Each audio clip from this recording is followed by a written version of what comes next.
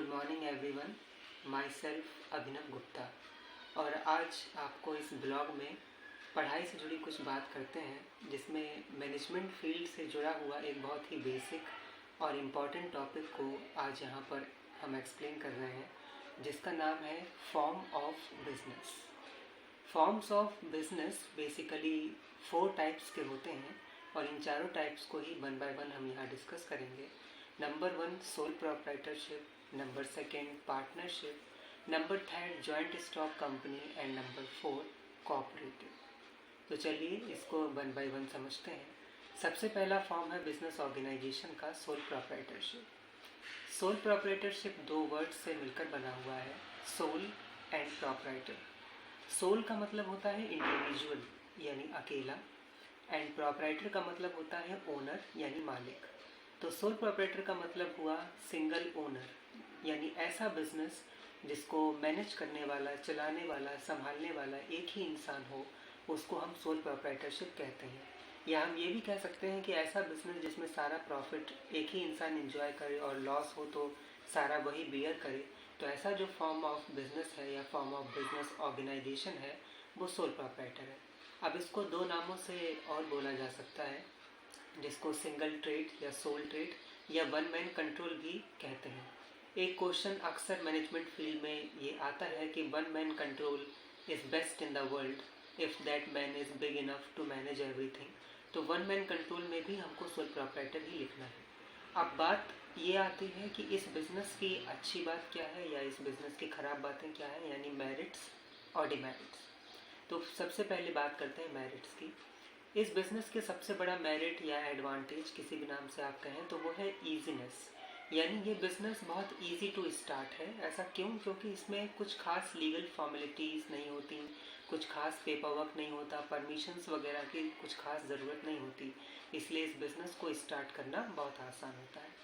Second, इस business में quick decisions होते हैं, क्योंकि आप अकेले होते हैं, आपको किसी से पूछने की या परमिशंस की ज़रूरत नहीं होती है, जो आप सोचते हैं वही इम्प्लीमेंट करते हैं, तो क्विक डिसीजंस होते हैं। थर्ड, इस बिज़नेस की सबसे बड़ी मेरिट या एडवांटेज है कि बिज़नेस में सीक्रेंसी रहती है।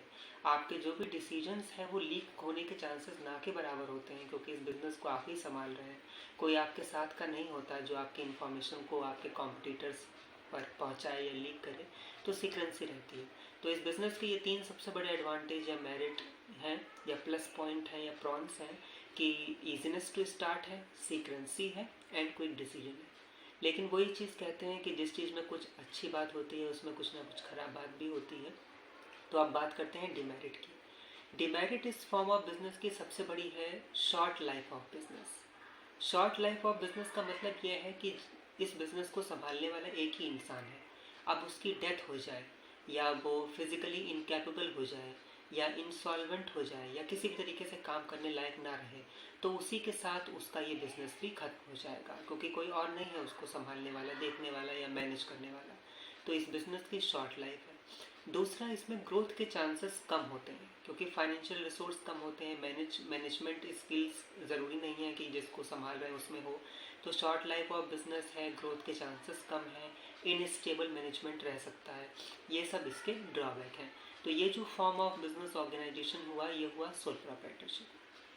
अब हम बात करते हैं सेकेंड फॉर्म ऑफ बिज़नेस की या second form of business organisation की, जिसको बोलते हैं पार्टनरशिप। सबसे पहले यहाँ एक क्लियर ये बात कर दी जाए कि पार्टनरशिप का एक्ट 1932 है और सेक्शन 4 है। When 2 or more person join hands together and enter into an agreement for fulfilling a common purpose, then it's known as partnership. The person individually known as partner and collectively known as firm, and the name under which their business is carried on is called firm name. इतने का ये मतलब हुआ कि जब 2 या 2 से ज़्यादा लोग किसी कॉमन पर्पस को पूरा करने के लिए एक एग्रीमेंट बनाते हैं और उस कॉमन पर्पस या टास्क या वर्क के लिए एक साथ आते हैं, तो तो वो लोग पार्टनर होते हैं, और वो जिस बिज़नेस से जुड़ गए हैं वो चीज़ कहलाती है पार्टनरशिप या पार्टनरशिप फर्म। अब इसमें सोल प्रोप्राइटर की तरह अकेले आप मैनेज नहीं कर सकते हैं, इसलिए सबसे बड़ा एक इसेंशियल फीचर ये होता है कि कम से कम 2 लोगों की होना ज़रूरी है, यानी minimum 2 person are required to form और कॉन्स्टिट्यूट अ पार्टनरशिप फर्म और बिजनेस। एंड मैक्सिमम अगर बात करें तो maximum 10% in case of banking business and 20 in case of other business. तो इस बात को सबसे ज़्यादा ध्यान में रखा जाए कि minimum 2% and maximum 10 in case of banking business and 20 in case of other business.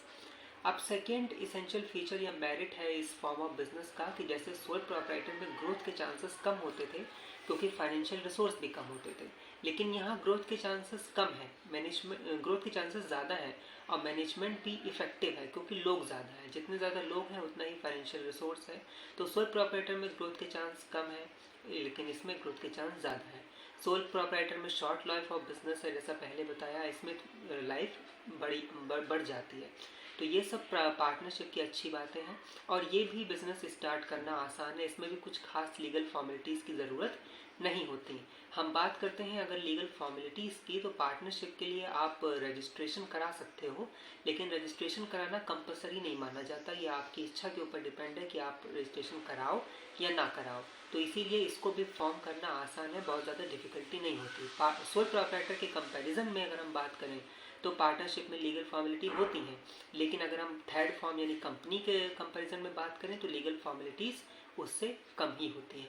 तो ये सब पार्टनरशिप की अच्छी बातें हैं कि ग्रोथ के चांसेस होते हैं, फाइनेंशियल रिसोर्सेज बढ़ जाते हैं, मैनेजिंग कैपेसिटी बढ़ जाती है, ग्रोथ के चांसेस हैं, ये सब चीज़ें इनकी अच्छी बातें हैं।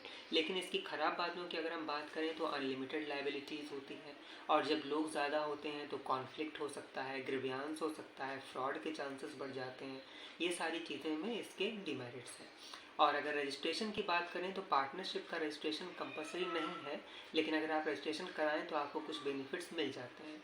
अब अगर हम बात करें पार्टनरशिप के डिसॉल्व होने की तो उसके कई तरीके हैं पार्टनरशिप के डिसोल्यूशन के। डिसोल्यूशन मतलब वाइंडिंग अप, यानी अगर आप उस चीज़ को ख़त्म करना चाहें तो वाइंडिंग अप नाम से आए या डिसोल्यूशन के नाम से आए तो उसमें यही लिखना या पढ़ना है। डिसोल्यूशन या बाइंडिंग अप बाई एग्रीमेंट हो सकता है, बाई कोर्ट हो सकता है, कंपलसरी डिसोल्यूशन हो सकता है। बहुत से सिचुएशंस होती हैं जैसे कोर्ट को लगा कि आपका बिजनेस नेशनल हित में नहीं है, अनफेयर बिजनेस है या कुछ अनलीगल वर्क कर रहा है, तो ऐसे केस में आपका कोर्ट डिसोल्यूशन कर देगी, या आपका जो ड्यूरेशन था काम का वही पूरा हो गया है, जैसा एग्रीमेंट में लिखा था कि हम 2 साल इस चीज़ को चलाएंगे, 2 साल में हमारा पूरा हो जाएगा तो पार्टनरशिप ओवर हो गया। तो ये जो फॉर्म थी वो थी पार्टनरशिप। तो अभी तक 2 फॉर्म हमने समझी, पहला सोल प्रोप्राइटरशिप जिसमें सब कुछ अकेले ही एक इंसान मैनेज कर रहा है, और सेकेंड पार्टनरशिप जिसमें 2 या 2 से ज़्यादा लोग हो सकते हैं। अब third form of business organisation आती है कंपनी, जिसको जॉइंट स्टॉक कंपनी भी बोलते हैं, और कंपनी का एक्ट होता है 1956। जिस तरीके से पार्टनरशिप का एक्ट 1932 है, वैसे ही कंपनी एक्ट है 1956। और इसकी सबसे कॉमन डेफिनेशन है कि एक company is an artificial person created by law having a separate entity with a succession and a common seal. और सबसे आसान डेफिनेशन है company means a company which is formed and registered under the company act 1956। यानी इसका क्या मतलब हुआ? इसका मतलब हुआ कि कंपनी वो है जो कंपनी एक्ट 1956 के अंदर बनाई हुई है और उसका रजिस्ट्रेशन उस एक्ट के अंदर है, तो हम उसको कंपनी कहेंगे। और जो अभी इससे पहले डेफिनेशन बनाई उसमें कंपनी की सारी चीज़ें आ जाती हैं, जिसको हम 1 बाय 1 समझते हैं। सबसे पहला, company is an artificial person. Artificial person का मतलब होता है कि कंपनी कोई इंसान नहीं है जो हमको दिखे। जैसे कोई भी नाम आप ले लीजिए, राम एंड सन्स, तो राम एंड सन्स ये जो नाम है ये कोई चलता फिरता नहीं है। या अगर हम किसी कॉलेज का नाम ले लें, GF college, SS college, integral university, ये तो कोई इंसान नहीं है। तो ये आर्टिफिशियल पर्सन है जिनको लॉ के द्वारा मंजूरी मिली हुई है, परमिशन मिली हुई है। तो कंपनी एक आर्टिफिशियल पर्सन होती है जिसको लॉ के द्वारा क्रिएट किया गया होता है। इसके बाद आता है परपेचुअल सक्सेशन। परपेचुअल सक्सेशन का मतलब होता है कि कंपनी में कई लोग काम करते हैं, सबसे ज़्यादा लोग इसी में होते हैं। सोल प्रोप्राइटर में एक ही होता है, पार्टनरशिप में 2 हो सकते हैं, 10 या 20 हो सकते हैं, लेकिन कंपनी में कई लोग होते हैं। तो लोग आते रहेंगे, लोग जाते रहेंगे, कंपनी चलती रहेगी। ऐसा बिल्कुल भी नहीं है कि किसी की डेथ हो जाए या कोई फिजिकली इनकेपेबल हो जाए या कोई रिटायर हो जाए या कोई रिज़ाइन दे दे तो उसी के साथ साथ कंपनी भी खत्म हो जाएगी, ऐसा बिल्कुल भी नहीं है। मेंबर में come, member may go, but the company can survive for a long run. चाहे कोई पर्सन कितना ही इंपॉर्टेंट क्यों ना हो, उसने कितना ही अच्छा काम क्यों ना किया हो, कंपनी के लिए कितना ही उसका रोल हो, इम्पॉर्टेंट रोल वो प्ले करता है, कितना ही कंट्रीब्यूशन यानी उसका योगदान हो या रोल कह सकते हैं, लेकिन उसके चले जाने से चीज़ें अफेक्ट तो हो सकती हैं, लेकिन कंपनी चलती रहेगी, लोग आते रहेंगे, लोग जाते रहेंगे। तो इसको बोलते हैं परपेचुअल सक्सेशन। इसके अलावा एक नेक्स्ट इंपॉर्टेंट चीज़ इसमें होती है जॉइंट स्टॉक कंपनी में या कंपनी में, जिसको बोलते हैं कॉमन सील। कॉमन सील का मतलब होता है सिंपली एक स्टैंप जो कंपनी के डॉक्यूमेंट्स पर लगी होगी और उसका जो भी अथॉरिटेटिव इंसान होगा उसके उस पर सिग्नेचर हस्ताक्षर होंगे, जिससे वो चीज़ अथोराइज्ड या वेरीफाई मानी जाएगी, तो उसको बोलते हैं कॉमन सील। तो ये सब हुए कंपनी के फीचर्स या कैरेक्टरिस्टिक्स या इंपॉर्टेंट बातें, जिसमें पहला आ गया कि कंपनी आर्टिफिशियल पर्सन है, लॉ के द्वारा created by law, separate entity है, कॉमन सील है और परपेचुअल सक्सेशन है। अब कंपनी के कुछ ड्रॉबैक भी होते हैं। हमने पिछली फॉर्म्स जो पढ़ी उनमें जो अच्छी बातें थी वही कंपनी की ड्रॉबैक बन जाती हैं। जैसे कंपनी में क्विक डिसीजंस नहीं होंगे क्योंकि आपको एक चैन फॉलो करनी पड़ेगी, सुपीरियर टू सबऑर्डिनेट चीज़ें जाएंगी, तो क्विक डिसीजन नहीं हो सकते। सीक्रेंसी कंपनी में बहुत ही मुश्किल होती है क्योंकि जितने ज़्यादा लोग होते हैं इन्फॉर्मेशन लीक होने के चांसेस उतने ही ज़्यादा होते हैं, तो सीक्रेंसी नहीं होती। लाइबिलिटी अनलिमिटेड है, फ्रॉड के चांसेस ज़्यादा रहेंगे, ग्रीवियंस होंगी, कॉन्फ्लिक्ट हो सकते हैं। तो ये सब चीज़ें जो हैं ये कंपनी के ड्रॉबैक्स होते हैं। अब हम last form of business organisation की बात करते हैं जिसको बोलते हैं cooperative. Cooperative form of business organisation voluntarily यानी अपनी इच्छा से बनाया गया एक एसोसिएशन होता है। ये माना जाता है कि ये प्रॉफिट मोटिव के लिए नहीं होते बल्कि सर्विस के लिए होते हैं, ठीक है। और इसमें कोऑपरेटिव सोसाइटीज़ के अंदर इनका रजिस्ट्रेशन होता है और मिनिमम 10% रिक्वायर होते हैं पार्टनर कोऑपरेटिव ऑर्गेनाइजेशन को बनाने के लिए।